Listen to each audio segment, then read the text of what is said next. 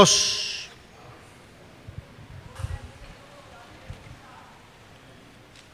Del versículo 1 en adelante vamos a leer la palabra del Señor. Cuando usted lo tenga me dice amén.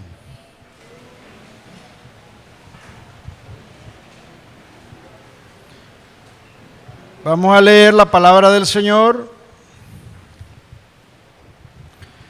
Y dice: escribe al ángel de la iglesia en Éfeso, el que tiene las 7 estrellas en su diestra, el que anda en medio de los 7 candeleros de oro, dice esto: yo conozco tus obras y tu arduo trabajo y paciencia, y que no puedes soportar a los malos, y has probado a los que dicen ser apóstoles y no lo son, y los has hallado mentirosos.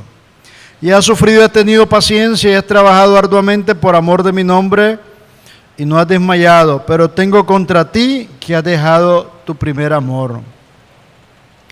Recuerda, por tanto, donde has caído y arrepiéntete a las primeras obras, pues si no, vendré pronto a ti, quitaré tu candelero de sus lugares si no te hubieras arrepentido.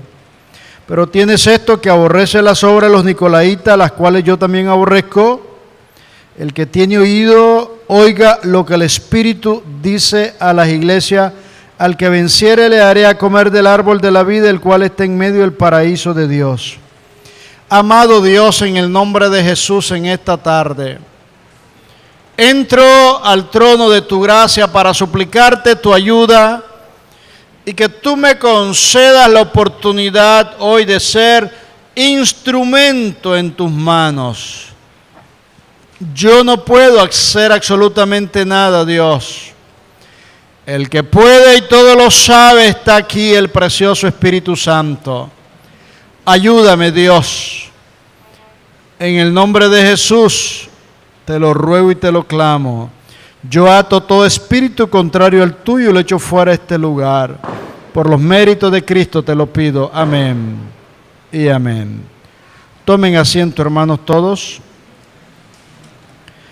He titulado el mensaje en esta tarde: Carta a la iglesia o Carta a Éfeso. El Señor Jesucristo, por medio del Espíritu Santo, autor de esta preciosa carta, dirigida al pastor de la iglesia en Éfeso, da un mensaje importante siendo la primera carta. Las cartas son mensajes proféticos a la iglesia de Cristo. Encontramos 7 cartas. Habían mucho más de las iglesias, cantidad de iglesias, pero a Dios le plació por medio del Espíritu Santo dirigir 7 cartas en un mundo que geográficamente, por las condiciones espirituales, Dios consideró una situación particular de la cual rige a través del tiempo, de la historia, para todas las iglesias hasta el día de hoy. Cada mensaje tiene la intención de que las otras cartas también se aplican a las iglesias. Se muestra en la carta el profundo conocimiento del que dirige la carta. Dice el versículo 2: yo conozco. Quien dice eso es Jesús. No hay nada que se esconda delante de su presencia. La omnisciencia de Dios en la persona de Jesús hace de que los detalles más pequeños sean expuestos delante de Él. ¿Cómo viene usted a la iglesia? ¿Con qué actitud? ¿Qué piensa? ¿Cómo sale? ¿Cuál es su carga, su tribulación, su prueba, su lucha? ¿Cuáles son sus problemas? ¿Cuáles son sus proyectos, actividades? Todo lo sabe Jesús. No hay nada que se esconda delante de Él. Yo conozco un conocimiento profundo y a la vez íntimo Dice el escritor de la carta de los Hebreos que estamos desnudos delante de aquel a quien habremos de dar cuenta. Nada se esconde delante de Dios. Y en el día del juicio saldrán a luz las cosas más ocultas en el mundo que ha sido velada a los seres humanos. Todo saldrá a luz. Dice Jesús, y fueron llevados los libros, el libro de la vida, pero también el libro de las obras. Todo lo que cada ser humano hace se escribe en un libro. Y en ese libro está de manera precisa, detallada, la conducta de cada ser humano en esta tierra. Lo bueno y lo malo. Y a la vez en el juicio le dirá el Señor, ¿está el nombre de esta persona escrito en el libro de la vida?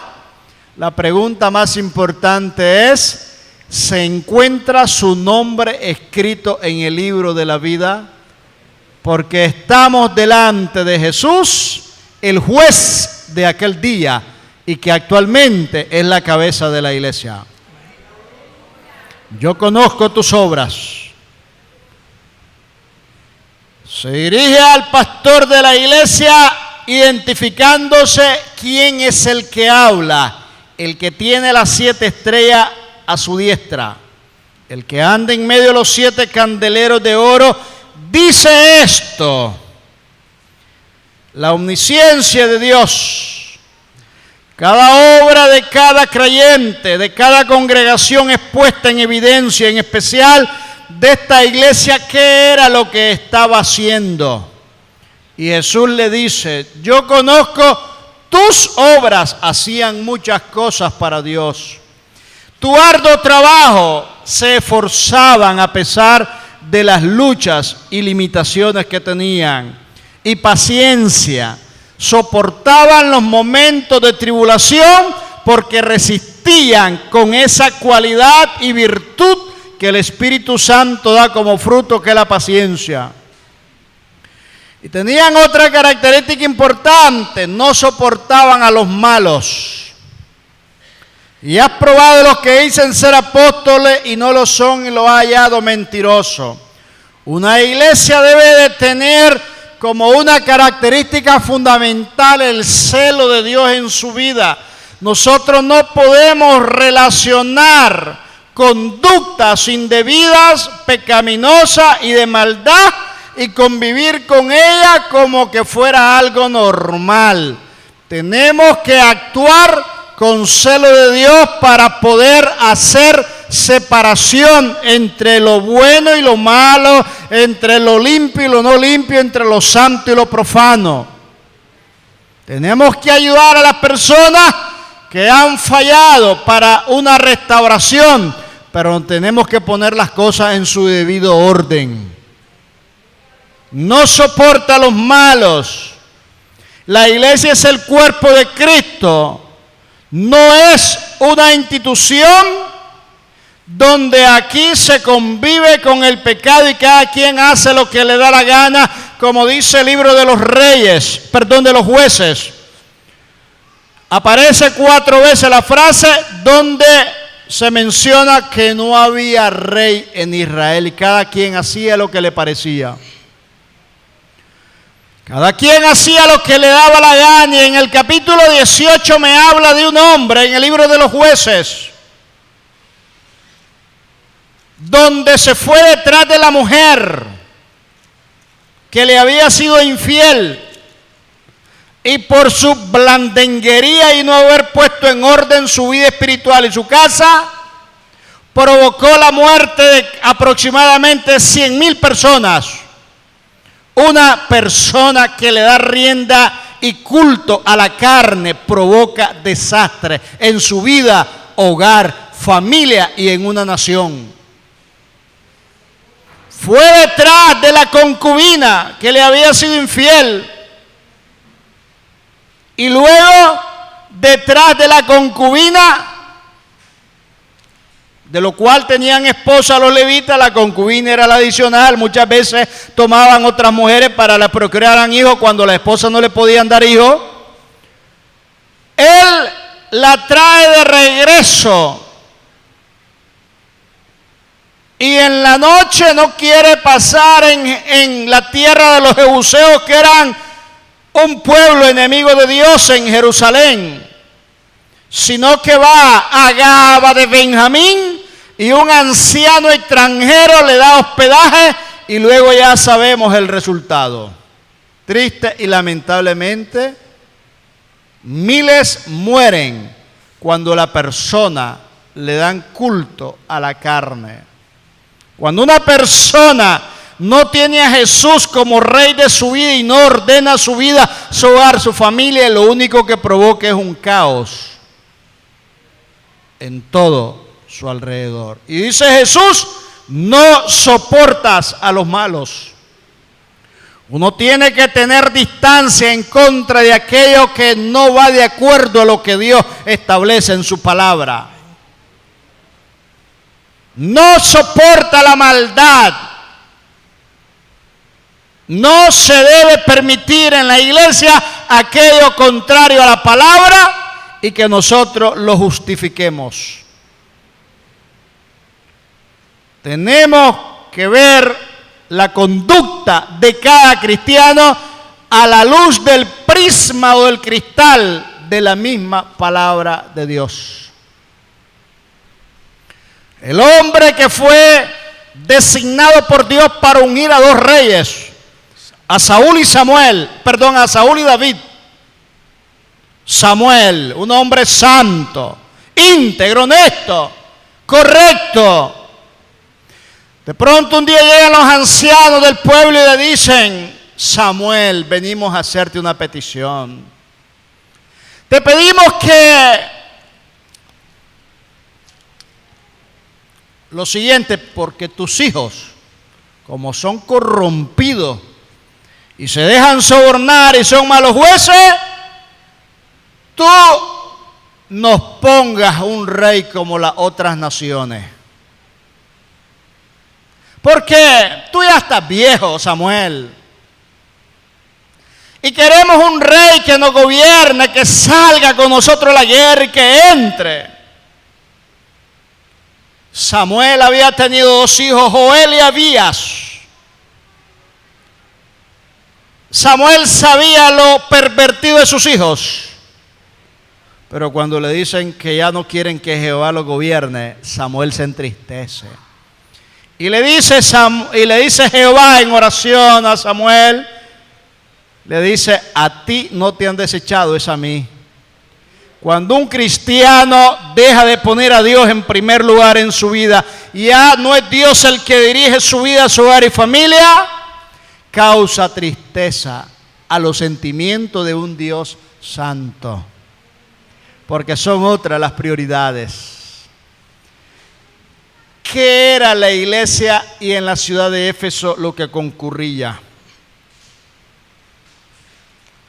Era la ciudad más importante, estaba localizada en la costa occidental de Asia Menor, en la desembocadura del río Cáister, en el Golfo del Mar Egeo. Actualmente donde quedaba la ciudad de Éfeso y la iglesia hoy es ruina. En la antigüedad era un centro importante comercial, político, social y religioso, donde convergían los caminos por los cuales transitaban los viajeros provenientes de Oriente, Galacia y Mesopotamia, y que se dirigían a Roma y España, y era conocido como la luz de Asia. Y para más renombre estaba el oficio de artesanía más importante, como era el hacer templecillos de plata en honor a la diosa Diana. Para los romanos, en griego, Artemisa era una de las 7 maravillas del mundo antiguo, que el rumor que corría era que la gran imagen de la diosa Diana había descendido de Júpiter y estaba en ese lugar que había sido escogido por la diosa, donde habían sacerdotes hombres y sacerdotisas mujeres que se dedicaban a la prostitución atrayendo adeptos. Era un culto bochornoso y exagerado.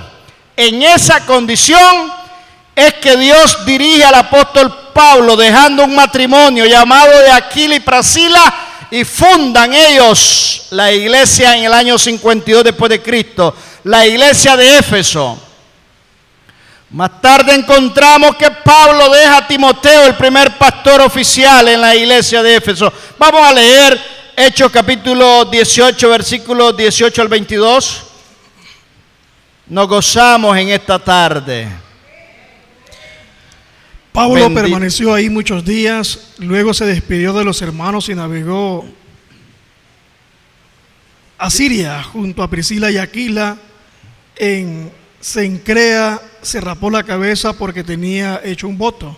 Llegó a Éfeso y los dejó ahí, y entrando en la sinagoga discutía con los judíos. Estos le rogaban que se quedara con ellos más tiempo, pero él no accedió, sino que los despidió diciendo: es necesario que en todo caso yo celebre en Jerusalén la fiesta que viene, pero otra vez volveré a vosotros si Dios quiere, y zarpó a Éfeso. Hechos 19, versículo 1 en adelante. Pablo pasa 2 años trabajando en ese lugar. Ahí donde se le levantó y se le hizo un alboroto increíble con aquel hombre que por 2 horas pasaron gritando. Léame Hechos 19, versículo 1 en adelante. Aconteció que entre tanto que Apolos estaba en Corinto, Pablo, después de recorrer las regiones superiores, vino a Éfeso, y hallando a ciertos discípulos les preguntó: ¿recibisteis el Espíritu Santo cuando creísteis? Ellos le dijeron: ni siquiera habíamos oído que había Espíritu Santo. Entonces dijo: ¿en qué pues fuisteis bautizados? Ellos dijeron: en el bautismo de Juan. Dijo Pablo: Juan bautizó con bautismo de arrepentimiento, diciendo al pueblo que creyera en aquel que vendría después de él, esto es, en Jesús el Cristo. Cuando oyeron esto, fueron bautizados en el nombre del Señor Jesús, y habiéndoles impuesto Pablo las manos, vino sobre ellos el Espíritu Santo, y hablaban en nuevas lenguas y profetizaban, y eran entre todos unos 12 hombres. Entrando Pablo en la sinagoga, habló con valentía por espacio de 3 meses, discutiendo y persuadiendo acerca del reino de Dios. Pero como algunos se rehusaban a creer y maldecían el camino delante de la multitud, Pablo se apartó de ellos y se separó de los discípulos, discutiendo cada día en la escuela de uno llamado Tirano. Así continuó por espacio de 2 años, de manera que todos los que habitaban en Asia, judíos y griegos, oyeron la palabra del Señor Jesús. Amén, ahí nomás. Por 2 años estuvo Pablo dirigiendo la iglesia en Éfeso. Y dice el texto bíblico en el 10, todos, la Biblia no exagera, habla una verdad. Los que estaban en Asia, judíos y griegos, oyeron la palabra de Jesús. Amén. Pablo no perdía tiempo, hermano. La estadía de un cristiano en un lugar es para predicar, no para turistear. Cristianos que pasan mucho tiempo en su barrio viviendo 5, 10, 15, 20 años, ni al vecino le predican de Jesús. Y se dan cuenta que son cristianos por otras personas. Triste y lamentable. Pablo por 2 años en Éfeso hizo un trabajo excelente, pero el hombre de Dios tiene que hacer otras cosas dirigidas por Dios, y Pablo deja a Timoteo. 1 Timoteo 1:3. Timoteo se encarga el trabajo en la obra ahí, y por último el apóstol Juan, quien escribe el Apocalipsis, es el que dirige la iglesia al final de los años de su vida. 1 Timoteo 1:3, ¿qué dice? Como te rogué que te quedaras en Éfeso cuando fui a Macedonia, para que mandaras a algunos que no enseñaran diferente doctrina, ni prestes atención a fábulas ni a genealogías interminables que acarrean discusión más bien que edificación de Dios, que es por fe. Así te encargo ahora. Esta iglesia de Éfeso, en la cual el ángel, que es el pastor, recibe la carta, es felicitada por una serie de trabajos que hacía. Es felicitada por sus valores altos espirituales. Tenía discernimiento espiritual, inmediatamente sabía quién venía de Dios y quién no venía de Dios. A la luz de la palabra,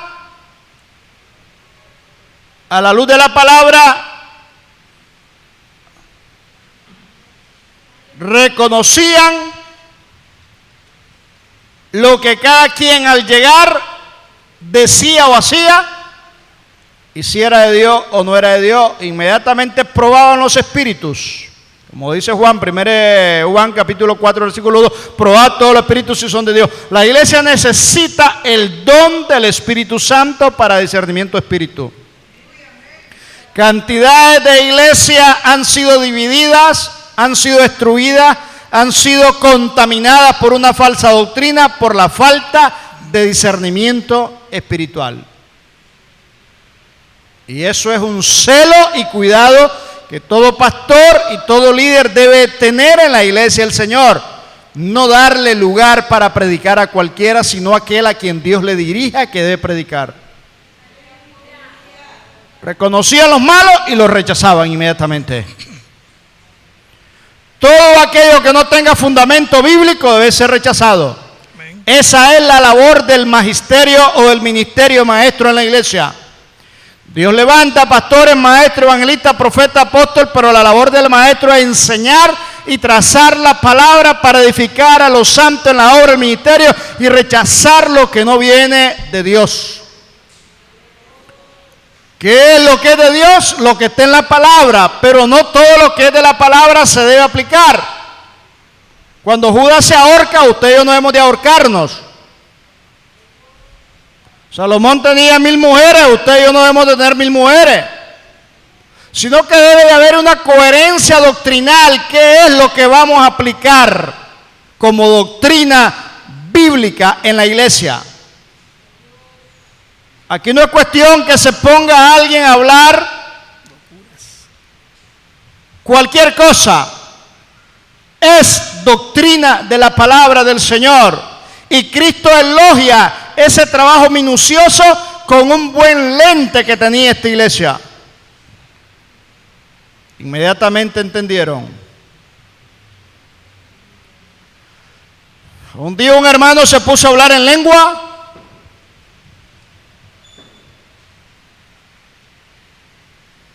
O se puso a hablar pues para dar una profecía y dice la profecía: yo Jehová vuestro abuelo, dice. Y alguien dice: no, como que eso no está muy bien. Algo así. Dios es el Padre nuestro, no es el abuelo nuestro. Inmediatamente se descartó ese tipo de profecía. Porque uno siempre está pendiente qué es lo que está sucediendo en la grey del Señor. Los malos no eran los paganos, no estamos hablando de los paganos, los que están afuera, impíos. Estamos hablando de los que se hacían pasar como hermanos dentro de la iglesia del Señor. Aquellos que entran solapadamente y que de pronto pasan un tiempo y a la luz de la palabra se van conociendo qué es lo que ellos viven y enseñan. Descubrían a los falsos apóstoles porque la iglesia los había puesto a prueba de manera obligatoria. Todos, usted y yo, somos puestos a prueba y no nos damos cuenta, y somos puestos a prueba por el Señor.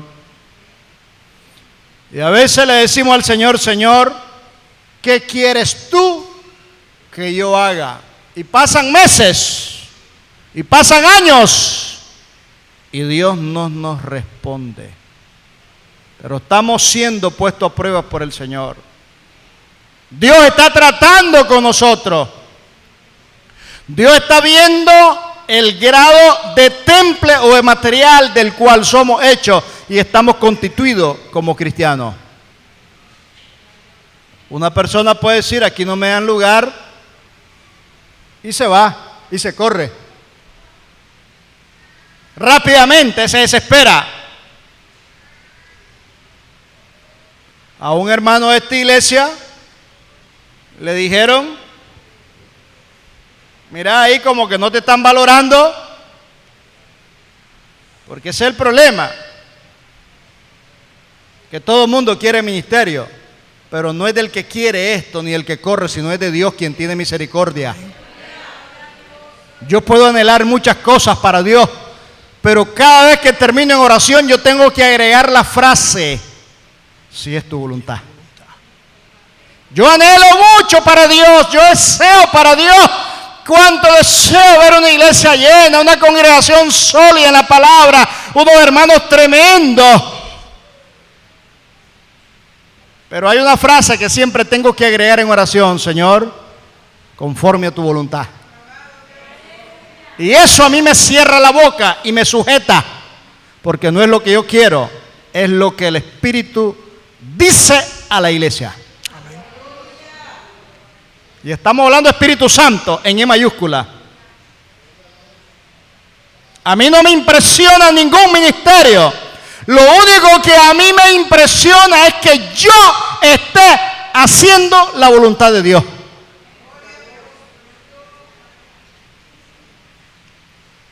La iglesia ha sido una iglesia que se ha movido en diferentes áreas. Se abrió un instituto bíblico en la cárcel. Por más de 20 años se hizo el trabajo. La cárcel modelo en el sistema penitenciario Jorge Navarro en Tipitapa. Se trabajaba en los hospitales, se sigue trabajando en los hospitales. Se abrió un instituto bíblico por muchos años. Se abrieron diferentes obras. Pero pasa el tiempo y las cosas han cambiado.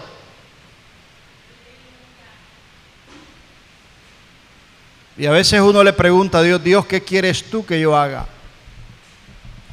Y Dios en su silencio espera para ver hasta dónde llegamos nosotros en nuestra dependencia con Él. Porque hay muchas personas que se impacientan ante todo. Dios nunca llega tarde, iglesia. Siempre llega a tiempo. Un paladín de los hijos de Gad salió entre Soco y Aseca, tierra de Judá, y por 40 días se ponía entre medio el ejército de los filisteos y el ejército de Israel, y ofendía al ejército de Israel y decía: escojan un hombre que venga a pelear conmigo. Si ese hombre a mí me va a vencer, nosotros seremos sus esclavos, pero si los vence a ustedes, ustedes serán nuestros esclavos. 40 días, dice la palabra del Señor, que en el día 40, exactamente el día 40, Dios envía a David. No fue Isaí, fue Dios.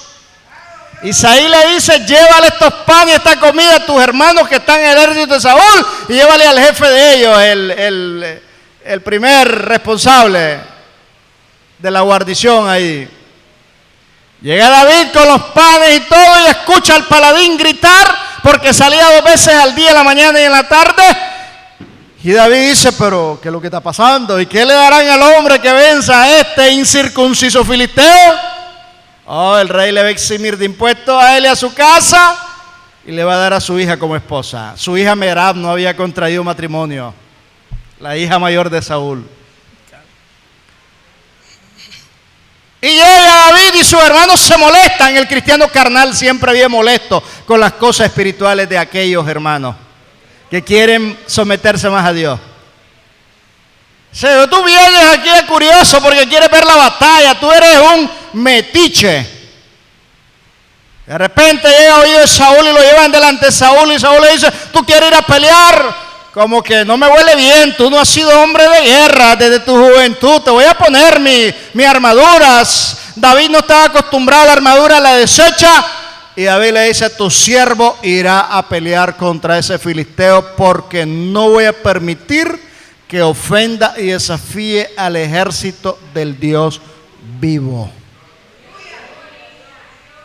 Sale con su honda y agarra 5 piedras lisas del arroyo, y David va hacia adelante, no se va corriendo, sino va hacia adelante David. Y aquel filisteo de 6 codos de altura, y con su guardaespaldas, David agarra una piedra y se la incrusta enfrente de la cabeza. No lo mata la piedra, sino que cae aturdido, y con la misma espada elegante le corta la cabeza.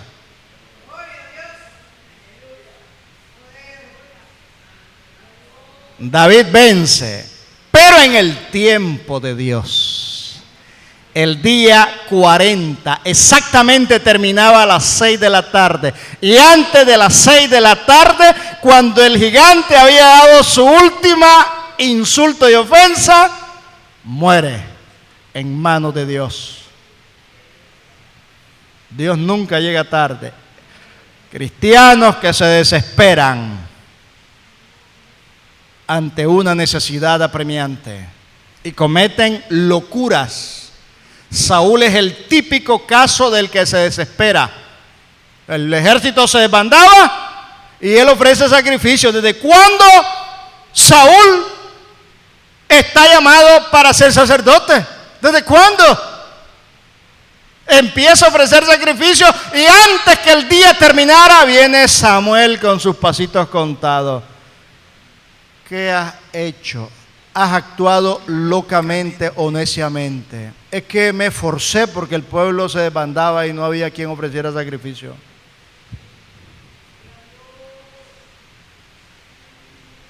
Si Dios lo va a llamar a un ministerio, Dios lo va a probar. Has probado a los que dicen ser apóstoles y no lo son. Has probado. La prueba se hace en el fuego con la fragua. Soplete ahí.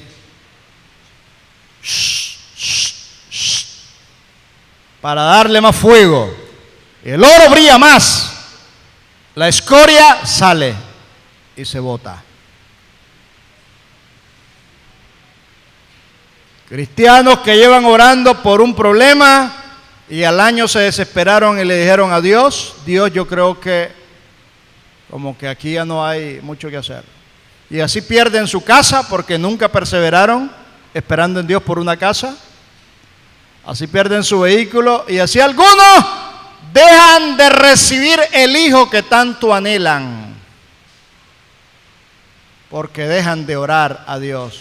Dios los prueba. Se desesperó Sara y le da a la empleada y la causó problema. Agar. Dios ya le había dicho que le iba a dar un hijo. 25 años después llegó ese hijo. Dios prueba en la iglesia el material que cada persona tiene de composición.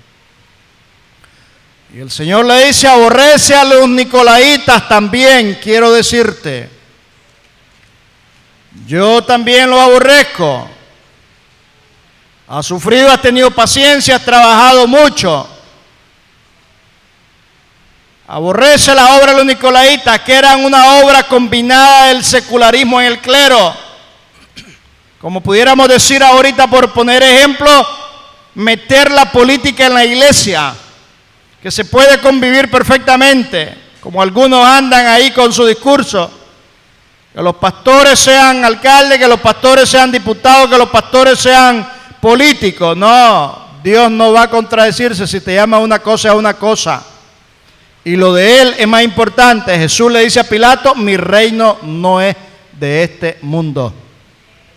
Si mi reino hubiera sido este mundo, yo hubiera orado a mi Padre y me hubiera mandado 12 legiones de ángeles, por 6,000 cada una, 72,000 ángeles.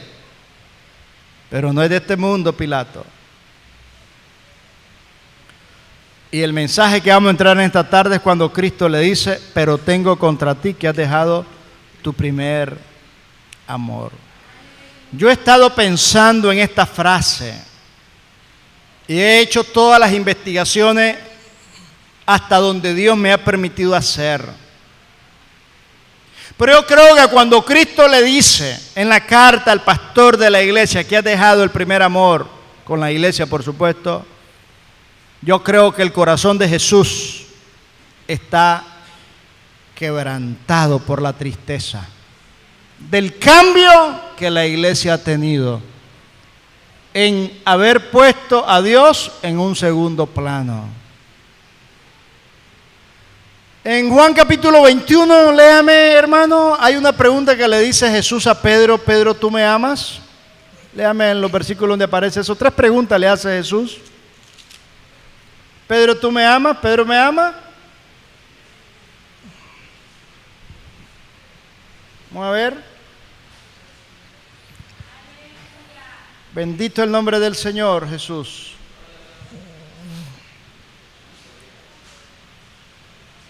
El amor que le debemos de profesar a Dios debe de estar sobre nuestras familias.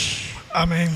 Sobre nuestro trabajo, sobre nuestra salud, sobre nuestras pruebas y luchas. El amor a Dios debe estar sobre todo actividad y persona y pasatiempo y recreación y lo que sea. ¿Qué dice? 21:15 en adelante. Después de comer, Jesús dijo a Simón Pedro: Simón, hijo de Jonás, ¿me amas más que estos? Le respondió: sí, Señor, tú sabes que te quiero. Él le dijo: apacienta mis corderos. Volvió a decirle la segunda vez: Simón, hijo de Jonás, ¿me amas? Pedro le respondió: sí, Señor, tú sabes que te quiero. Le dijo: pastorea mis ovejas. Le dijo la tercera vez: Simón, hijo de Jonás, ¿me quieres? Pedro se entristeció de que le dijera por tercera vez: ¿me amas? Y le respondió: Señor, tú lo sabes todo, tú sabes que te quiero. La pregunta que le hace Jesús a Pedro en el griego, Pedro, ¿tú me amas? Es: Pedro, ¿tú me amas? El verbo amar es ágape o agapao. ¿Tú me amas con un amor sacrificial sin esperar nada a cambio? Y Pedro le responde: sí, Señor, te amo. Y Pedro le responde con un amor filía, de amigo. Dios le pregunta: ¿me amas con sacrificio? Y Pedro le dice: te amo como amigo. Te quiero. Y Jesús le pregunta la segunda vez y la tercera vez. Amar a Dios es amar a los hermanos con un amor sacrificial. Yo tengo que amar a Dios aunque no entienda la prueba. Tengo que amar a Dios y a mis hermanos aunque no entienda a mis hermanos. Ninguna cantidad de obras, ni el distinguir a los malos, ni perseverar en la iglesia, sustituye el vacío que resulta cuando la iglesia ha dejado su primer amor. Iglesia que deja su primer amor. Vienen al culto por no dejar. Están sofocados por irse. Es un irrespeto que en la iglesia hemos dicho estén usando el celular, más aún muchos lo usan. Una falta de respeto, porque este momento es de Dios y es para Dios el tiempo. Vienen personas a interrumpir a los hermanos y que te llaman y que lo levanten y que se van. A veces uno tiene que tener la paciencia para no azarear a la persona. Pero vienen gente siempre ahí: mira, la llave de la casa te la trajiste, mandámela. O mira, te anda buscando fulano de tal, y siempre hay una interrupción. Mira, te anda buscando no sé quién, que no le pagaste y está esperando el pago ahí. Y anda ahí, yo no atiendo a nadie en el culto. Uno tiene que tener cuidado. Ya a la hora del mensaje. Hay que darle al Señor lo mejor. Abandonaron el amor a Dios. Ya dejaron de amar a los hermanos en la fe. Por allá dice el profeta Jeremías: con amor eterno yo te he amado. Jeremías 2:2, léame por favor. La iglesia de Éfeso había perdido el entusiasmo y fervor de su piedad primera a Dios. Hasta para un canto se debe de esmerar para dedicárselo al Señor. La lectura de la palabra debe de esmerarse uno. La oración, todo este tiempo para Dios. Porque Dios, el que está en su presencia en el altar, es el Señor el que merece todo. Cristianos que se les antoja a la hora del culto ir al inodoro, levantan a beber agua cada rato, todo se les ocurre, todo se les antoja, mascan chicle, se ponen a leer en la Biblia otras cosas, no lo que el predicador está hablando, y se distraen,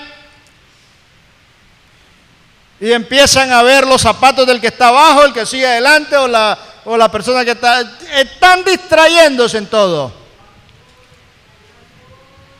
Y a aquel se le sale la camisa, y a aquel no sé qué, y ellos están viendo todo el mundo, menos lo que deben de ver. ¿Qué dice Jeremías 2:2? Vino mi palabra de Jehová diciendo, anda y proclama a los oídos de Jerusalén y diles, así dice Jehová, me he acordado de ti, de la fidelidad de tu juventud, del amor de tu desposorio, cuando andabas en pos de mí en el desierto, en tierra no sembrada. Oseas capítulo 2, versículo 14 al 16, ¿qué dice? Y a mí me preocupa que dejemos el primer amor al Señor. Es importante que reflexionemos en el significado de dejar el primer amor.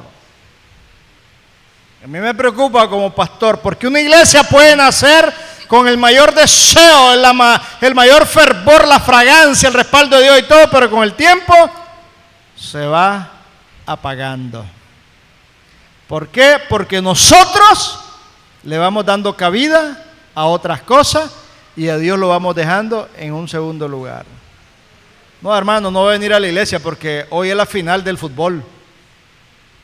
O hoy pelea fulano de tal, de estos malos boxeadores en Nicaragua. Hoy pelea fulano de tal, dice. Entonces no vienen a la iglesia y el hermano, en vez de madrugar para orar, madruga para ver la pelea porque va a ser en Japón y los horarios como que chocan y ellos tienen que apoyar. Que le den en la nariz a ese vago, pero no voy a estar perdiendo tiempo yo. No voy a perder tiempo en vagancia. Porque la vida de la iglesia depende de la relación que se tenga con Dios. Diga. Por eso voy a sacudirla, la llevaré al desierto y hablaré a su corazón. Le daré sus viñas desde allí y haré del valle de Acor una puerta de esperanza, y ahí cantará como en los días de su juventud, como en el día de su subida de la tierra de Egipto. Entonces lo que el diablo hace es meterle a las personas la mayor cantidad de actividades. La mayor cantidad de actividades.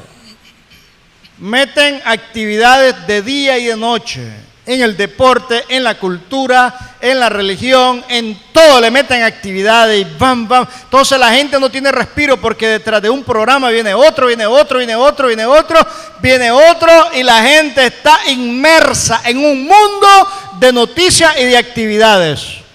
Y de pronto se va apagando la relación con Dios, ya no se ora como antes. Ya no se deleita el cristiano en decirle al Señor, Señor, yo te amo más por el amor que tú me has dado.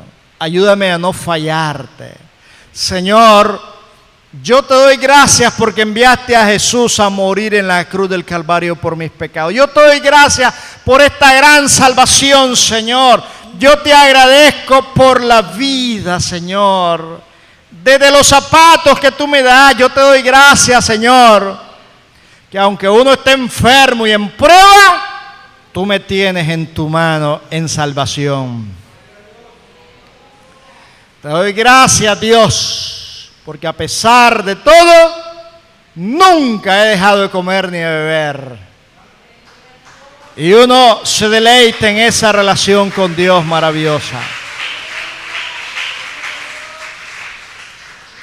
Tú puedes esmerarte en predicar día y noche, en hacer mucho, en hacer esto y el otro.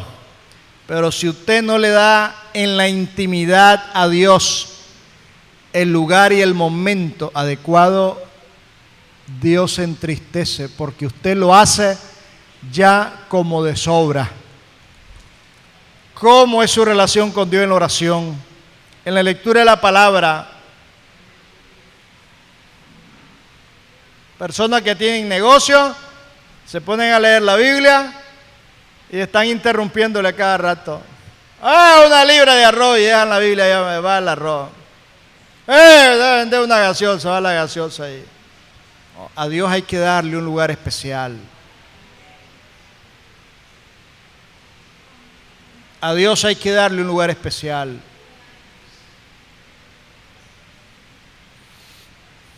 Y hay que enseñarle a nuestros hijos de que Dios merece un lugar especial en nuestra vida. No debemos de permitir expresar frases en contra del Señor. Frases que vayan en detrimento de nuestra relación con Dios. ¿Cómo está su relación con Dios y mi relación con Dios? ¿Cómo vengo yo a la iglesia? Uno se debe de esmerar en venir a todos los cultos de la iglesia. No, estoy los domingos. Aquí estoy los domingos. Pero el martes, ¿cómo está el jueves? ¿Cómo está el viernes? ¿Cómo está el sábado? ¿Cómo estamos el miércoles evangelismo? ¿Cómo está el ayuno? ¿Cómo se está en la actividad del Señor? No, el domingo, Dios me entiende, Él sabe de que estoy ocupado. Que no. Nada tiene excusa. La única excusa es que usted esté muerto o esté enfermo, imposibilitado para ir a la actividad. Entonces el domingo estamos bonitos, viéndonos las caras toditos, bien vestiditos, pero en la semana son 4 gatitos los que estamos aquí reuniditos. En la semana. En la oración estuvimos 4, 5, después vino otra 6. El jueves. En el ayuno 3, 4 y el resto no se sabe dónde están. El viernes unos cuantos, el martes otros cuantos, el sábado unos cuantos. Eso es el síntoma de nuestra relación con Dios. ¿Cómo estamos delante del Señor? Y dice el Señor, todo lo que hagas no tiene sentido si has dejado tu primer amor. No tiene sentido. Una nación que nació fundada en la palabra de Dios y los presidentes juran obedecer y respetar lo que está en la Biblia. Con el primer presidente de los Estados Unidos se fue enfriando en su amor a Dios. Y el presidente actual se alegró y felicitó al hombre que impulsó la demanda ante la Suprema Corte Suprema de Justicia de los Estados Unidos para que se elevara a una ley nacional constitucional el matrimonio gay entre personas del mismo sexo. Y el presidente actual de los Estados Unidos le dice al gay que en el año 2013 se le muere el marido, a ese hombre se le murió el marido, y le dice: te felicito porque tuviste perseverancia en mantener tu demanda para que se legalizara hace 3 días el matrimonio entre parejas del mismo sexo.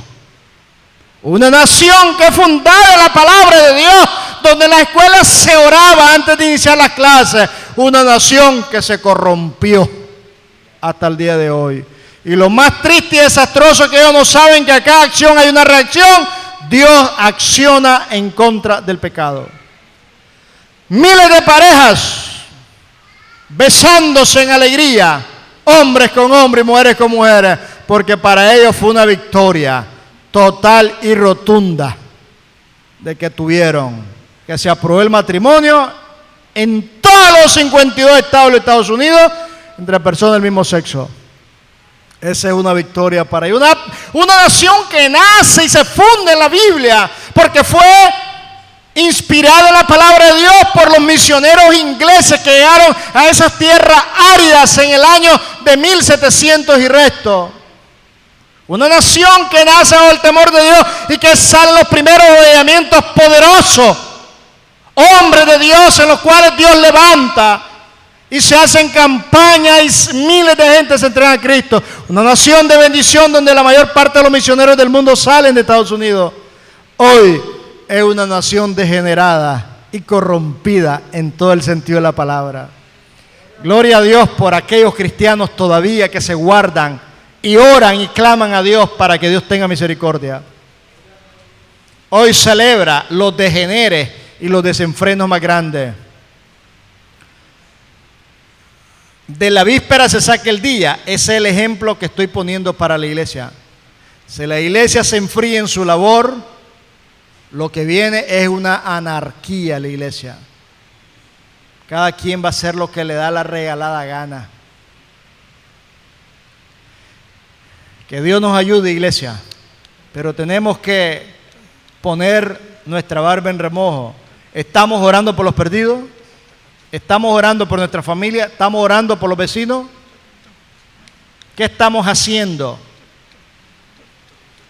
Todo lo que haga usted a Dios no tiene sentido si usted ha dejado el primer amor a Dios. Usted ha dejado el primer amor al Señor. Y cuando leo a la primera iglesia, la más grande, la más próspera económicamente y la mejor ubicada estratégicamente, el Señor empieza con este mensaje. A la primera iglesia. Si no hay amor, el resto no tiene sentido.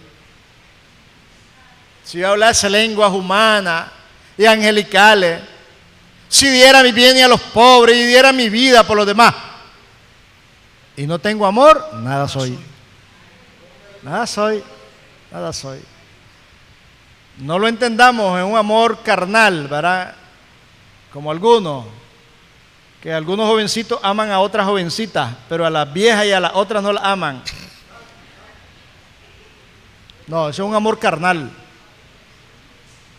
Estamos hablando de un amor espiritual, amar más allá de que nos amen o que nos den. Porque algunos aman a los que les dan.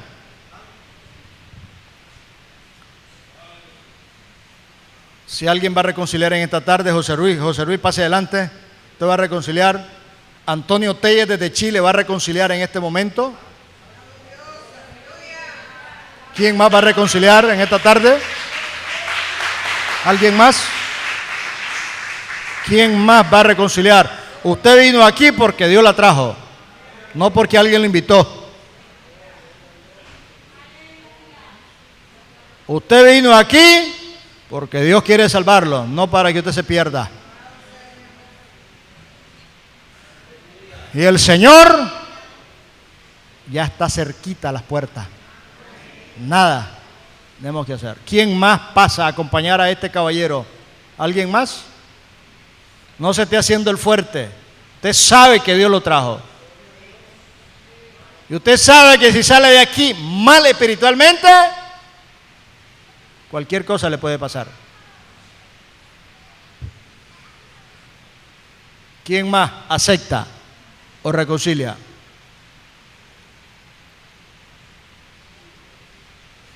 Yo le voy a pedir a Antonio Telles desde Chile, que me está viendo a través de la cámara, que repita la siguiente oración. Y le voy a pedir ahora a Luis que repita la siguiente oración de reconcilio. Señor Jesús, hoy me arrepiento de mi pecado. Renuncio a toda maldad. Me reconcilio con Cristo como mi Señor y mi Salvador. Te pido que mi nombre sea escrito en el libro de la vida. Lléname de tu Espíritu Santo para no fallar y no volver atrás. Te lo pido en el nombre de Cristo. Amén. Voy a pedir a la iglesia que oremos por Antonio Telles y vamos a orar por Jorge Luis Valle. Vamos a orar por estos dos caballeros. Señor, te presento a Antonio y Jorge Luis. Mira, Dios, en esta tarde.